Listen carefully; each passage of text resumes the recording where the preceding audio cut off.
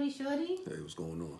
How you doing today? I'm all right. How are you? Good to see you. Yes, Back in yes, action back here. in action. Yeah, yeah. I apologize. I've been gone for a little while. Work and family obligations. But I'm back this week, and hopefully we'll be back to making 2 videos a week next week. But yeah, back this week to do a video. So. So what we talking about today? This is kind of a around the world in sports type video. Okay. But I want to start with a couple of things before we get into the sports. Last week, NBA referee Tony Brown passed away. Sadly, he had a long battle with pancreatic cancer, and he passed away at the age of 55. So I want to send out condolences to his family and friends, and may he rest in peace. Also, Dikembe Mutombo is battling a brain tumor right now. Goodness. Yeah, NBA center, retired center, Dikembe Mutombo. Yeah, former Knick also. He didn't pass away, but he's battling a brain tumor right now. So hopefully a speedy recovery for him, and prayers to his family and friends as well. Nate Robinson, ex-Knick, he's been having some renal failure lately. Oh my goodness. Yeah, he's having kidney problems. What's going on? Yeah, so big shout out to Nate Robinson, and we pray and wish that he has a speedy recovery as well. Yeah. So I just wanted to send that out to those guys in particular. Let's get into boxing. Okay. About a week and a half ago, there was a lot of fights on. I'm sorry I didn't report on them earlier, but I want to report on them now. Deontay Wilder fought Robert Helenius in a heavyweight bout almost 2 weeks ago now. First round knockout for Deontay Wilder, and he proclaims that he's back. In my estimation, he was never really gone. I mean, he fought Tyson Fury and got beat pretty much 3 times. The first one was considered a draw, which was controversial. Pretty much 3 times. He pretty much got beat 3 times. The last 2 times was definite knockouts, and he got beat badly the second time particularly, and he got knocked out the 3rd time. I was a little surprised that he got a first round knockout. I thought he would get the knockout against Robert Helenius, but I didn't think it would come in the first round. So props for him for making that happen. Like I said, I don't think he was really gone. I think that he just can't beat Tyson Fury. But he can beat pretty much everybody else out there as far as I see it. Well, we'll see. He's got to. We'll see. I mean, people, right? yeah, I mean, he's been beating everybody else besides Tyson Fury. So I think the next fight for him would have to be Anthony Joshua. They haven't fought yet. I think they need to fight. But shout to Deontay Wilder for handling his business. Okay. Do you think he would be able to get a knockout if he fought Joshua, or do you think that's going to... I think it's possible. I think Wilder's still better than Joshua. Okay. I believe he is. I just don't believe he can beat Fury. But I don't believe anybody can really beat a motivated Fury at this point. Fury's doing his thing. Right, Fury's Fury, and Fury's an elite boxer. Not only does Fury have knockout power, he's an elite boxer. I don't think any of those other guys are elite boxers. I don't think Joshua's an elite boxer. I think Wilder has gotten better as a boxer, but I still don't think he's elite at boxing. I think he relies on his knockout power a little bit too much. Right. So, it remains to be seen what he does next. But I just hope he never fights Fury again. I think that's a done deal. That's just, come on. Yeah, that would just... Let that one go. Right. He needs to let that go. Right, that needs to be done with. They fought 3 times. That should be it at this point. Next fight is a super middleweight fight between Caleb Plant and Anthony Durrell. Caleb Plant knocked Durrell out in the ninth round. Left hook, I believe it was, and Anthony Durrell was out cold. What I did not like is Caleb Plant's reaction / celebration. He acted like he was digging up dirt and throwing it on in the ring. I thought that was classless. Props for the knockout, but with Darrell out cold in the ring, I don't think you should be trying to dig up dirt, like even playfully, digging up dirt and throwing it on him, like that was his gesture. I was glad that the referee Harvey Dock tried to stop that. He grabbed Plant, and he clearly didn't like what Plant was trying to do. I think in boxing, especially boxing, being at such a violent sport, there's no place in the ring for that. You know, the man was knocked out. You guys clearly don't like each other, but in terms of trying to act like you're throwing dirt on him, I think it's a classless move. And I think there's no place in sports for that, period. It's basically, he acted like he was digging a grave. Right, and that's what it was. And that's not and cool it's in not, boxing it's not because there cool are when people who people have died in the Like, boxing ring. So You that's know, very important. it was a very bad move. It was a very bad move, and I don't condone that. I don't think anybody should condone that. And hopefully he learned his lesson in that situation. You know, but he shouldn't have done it, period. You know, I didn't like that at all, and my feelings towards him have changed. You know, I generally root for Caleb Plant, but in that situation, I can't root for him. You know, I just can't. You know, I think that was a classless, tasteless move, and I just didn't like it at all. And do we have any update at this point on Darrell? How was his I think he's okay. As far as I know, he's okay. There hasn't been any reports that he's seriously injured or anything like that. I'm hoping Darrell does retire, or at least considers retirement, because he's battled cancer before, and he's been able to beat cancer. He had a bad motorcycle accident at one point, and he was able to escape serious injury. You know, you know, he's up in age in his career. Hopefully he saved his money and, you know, has managed his money well. I think it's probably a good time for him to at least consider retirement. But I'm glad he's okay, and hopefully he can move on to bigger and better things. But he has nothing to be ashamed of. He's had a great career. Absolutely. So shout out to Anthony Darrell. The next fight I want to talk about is a middleweight fight between Claressa Shields and Savannah Marshall. Claressa Shields was able to win the fight, a unanimous decision, in Savannah Marshall's backyard, which is the UK.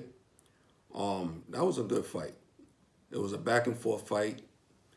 Anyone could have won the fight. It was a very close fight. I think Claressa Shields did enough to win the fight. I was a little nervous because I root for Claressa Shields. I was a little nervous because she was fighting in Savannah Marshall's hometown. And, you know, sometimes the judges lean that way.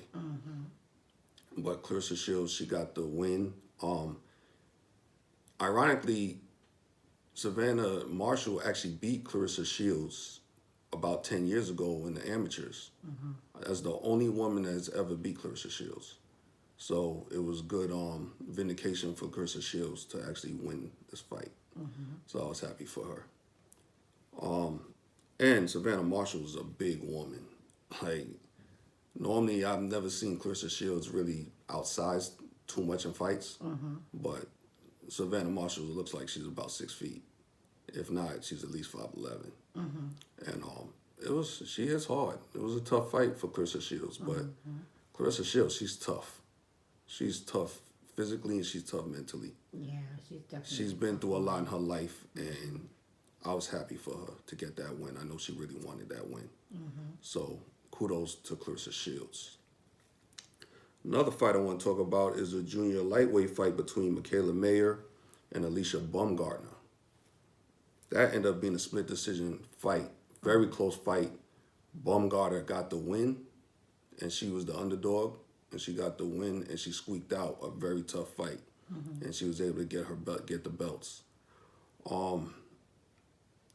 That was a back and forth fight.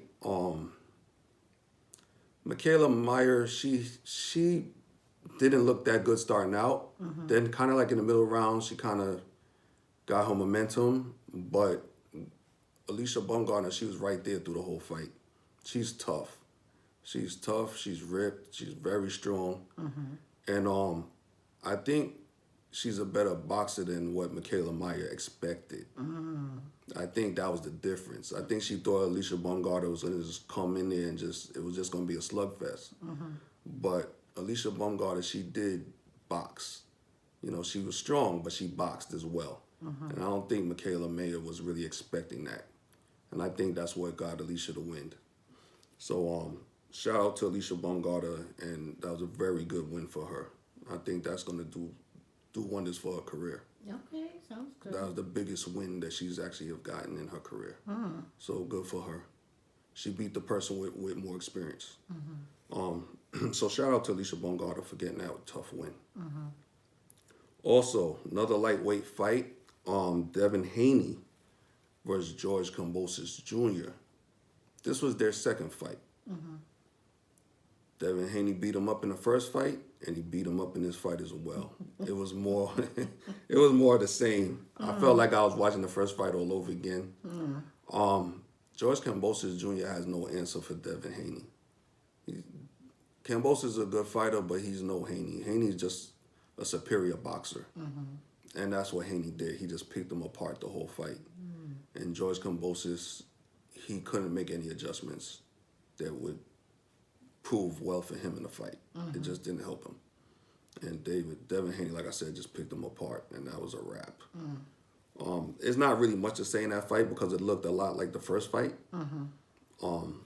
So Devin Haney, he's going to be a problem. He's going to be a problem for anybody he fights. So hopefully, you know, he moves on to bigger and better names. And look out for Devin Haney. Okay. Because he's going to be a problem. Next topic is going to be my Jets. Oh boy. They are 5-2, which is great considering that they only won 4 games last season. Yeah. So they're already doing better. So they're already doing better this season already. They beat the Broncos 16-9 on Sunday. Their defense has been amazing. The Jets defense has been really, really good this year. I'm happy for that, but I'm sad because they experienced some injuries this past weekend. Running back Breece Hall tore his ACL. He's out for the season. And he's been great for them in the running game. A lot of times he's the catalyst for them scoring points. And it's going to be tough without him. Also, offensive lineman Elijah Vera Tucker is out, torn triceps. They're both out for the season. That's going to hurt. That's going to hurt with Zach Wilson's protection. Because Elijah Vera Tucker, he's all over the place on the field. And he does a great job of protecting Zach Wilson. He's going to be tough to replace. With that said, I want to shout out Sauce Gardner, defensive back of the Jets. He's a rookie, but he doesn't play like a rookie. He's great. He was doing his thing. He was doing his thing. Like, he's a lockdown corner. And it's hard to say that for a rookie, but that's what he's showing. I understand it's only been about half a season, but he's been showing that he's to me, a lockdown defender. You know, he doesn't need any help. Normally, he guards his man one-on-one, and he does his job. You know, and dare I say, he's reminded me a little bit of Darrelle Revis. Okay. Who was a great corner for the Jets for a long time. I have to shout him out. I have to shout out Quentin Williams, who's been great on the defensive line. Also, linebacker C.J. Mosley, who's been great on the defense. I mean, as a linebacker, he's been great on defense. Unbelievable. The Jets did do one good thing, though, in terms of trying to replace Breece Hall. They signed running back James Robinson from the Jacksonville Jaguars. That should help. I don't think he's going to necessarily be Breece Hall, but he should definitely help in the running game. So that was a good, quick pickup by the Jets. Okay. I was surprised they got somebody that quick. That happened today, right? That happened today. Yeah, so James Robinson, look out for him on the Jets. They still have Michael Carter, who also plays running back, and who's he actually shares reps with Breece Hall. So Michael Carter should still, he needs to step up. And he's been having a pretty good season. Breece Hall has just been amazing. While Michael Carter hasn't done anything wrong. He just hasn't played quite as well as Breece Hall. But Michael Carter should get, obviously, more opportunities at this point. So look out for him to do some big things. Hopefully the Jets can keep racking up some wins. And hopefully they can work on their turnovers. Yeah, turnovers have been a problem. Also penalties. Penalties too, yes. Penalties have been a problem with the Jets. That's a good call. That's been a problem. Turnovers and penalties, especially penalties. I'd like to see them cut down on their penalties. That would definitely help them secure more wins. But they still have a shot. I'm hoping they could sneak into the playoffs, but that remains to be seen. I'm not going to put the cart before the horse, but hopefully they could build on this, and hopefully these injuries don't derail their season. That's really it for the Jets. I want to get into my Knicks, who actually won last night, 115-102 against the Orlando Magic. The Knicks are now 2-1 on the early season. Magic are 0-4. I gotta say I was wrong about Julius Randle. I've been very critical of Julius Randle. If you watch my other videos, he looks like a different player this season. Okay. And I'm not just talking about his play. I'm talking about his attitude. His body language is so much better this season. He looks engaged with his teammates. He's showing some joy out there. He's smiling. Like last season, he didn't smile much. He seemed like a malcontent. He seemed like he just didn't want to be there. And this season, he looks very engaged. He's picking his teammates off the floor, which last season, guys would fall down and he'd walk away like he didn't see them. I'm like, I didn't think he wanted to be there last season. And I mean, I was a big proponent of him getting traded. But he's playing very well this season so far. It's very early, but from what I see, he's not playing selfishly like last season. He's moving the ball. He's taking smarter shots. He's playing within the system. And he looks happy out there. I'm assuming that maybe he was going through something personal last season. Possibly. It seems like it's not a basketball problem. It seemed like maybe there was something going on outside of the court or off the court that was affecting him. Because he looks like a different person this year. He actually looks happy to be on the Knicks. And he's actually doing his part, and he's doing his part within the system. He's not stepping on anybody's toes to do it. So shout out to Julius Randle for, rekindling some of what he was doing the season before last season. And hopefully he stays on that trend. So I want to give him his props because I've been hard on him. Yeah. So I'm being fair. He's doing what he's supposed to do. And I can't really be critical of him so far this season. And the fans are not booing him because look, rightfully so, he deserved to get booed last season. And he's not getting booed because he doesn't deserve to get booed. He's playing hard. I see him making effort on defense. I have no criticism of Julius Randle this season so far. Okay. So I admit that I was wrong. He's doing what he's supposed to do. He's playing very well. I have no problem. Like even last night, he had 25 points, 12 rebounds, and 4 assists. Great numbers. But all of those numbers came in the flow of the system.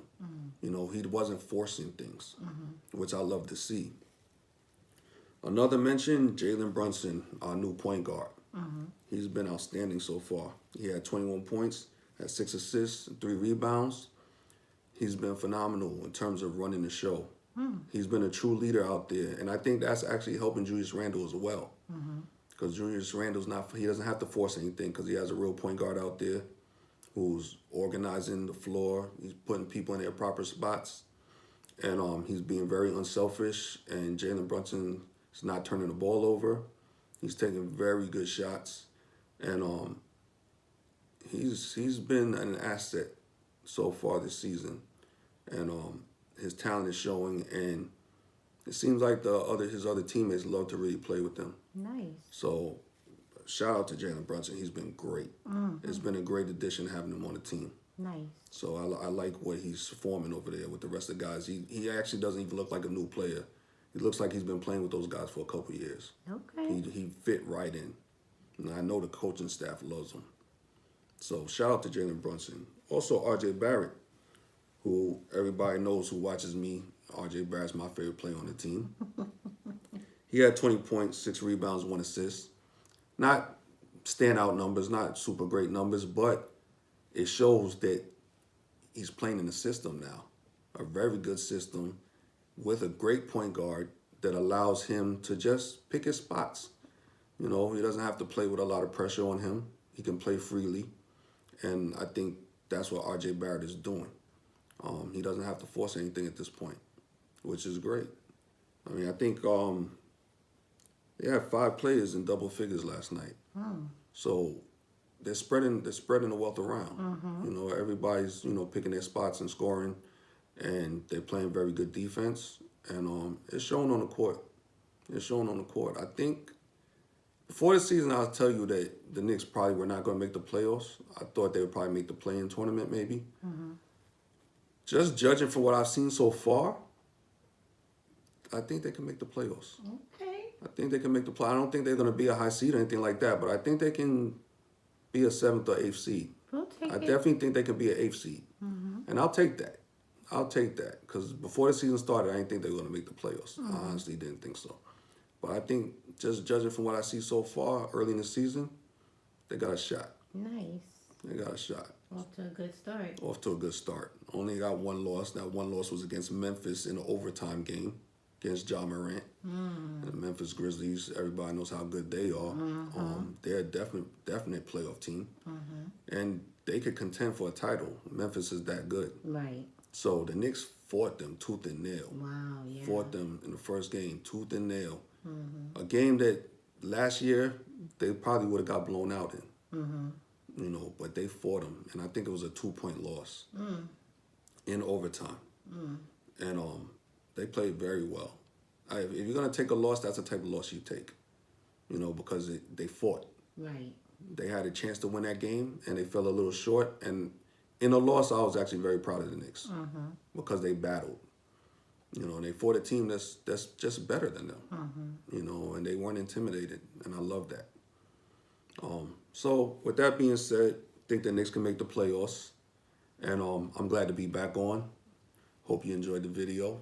Please remember to like and subscribe. All right. Good talking with you today. Yeah, I'm glad to be back. Yeah, we look forward to seeing you next week. Will do, definitely. Peace. Peace.